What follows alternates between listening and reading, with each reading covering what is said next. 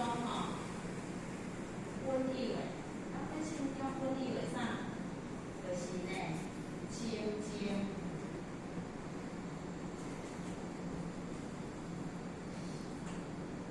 慈悲。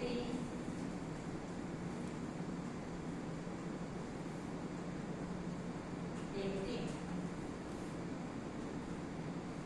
咱来回头哦，咱就回互咱本性中内底有具备了，互咱的心就是清净、慈悲、平等，这就是咱本性中具有的。要来回复，大家记住无？袂有遮，所以因为安尼去行道，行就是实践啦就是去行出来，然后就是咱美化你人生的机会。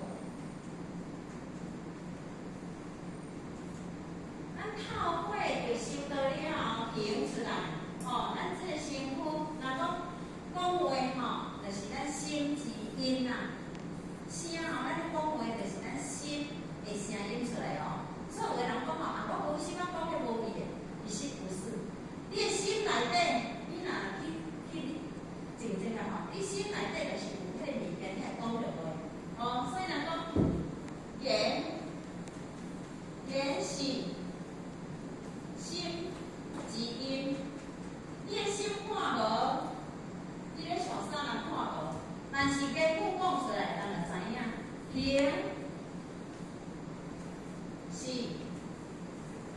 心之，就是这个形容，就是心的迄个讲会行为的迄个讲作用啦，就是你的作用啦，就是行出来，就是你心会咧想要做安怎，所以讲言语呢，言语有当时咱有当时咱的心无介清楚的时阵讲，我讲一句无啥，讲一句较有安怎？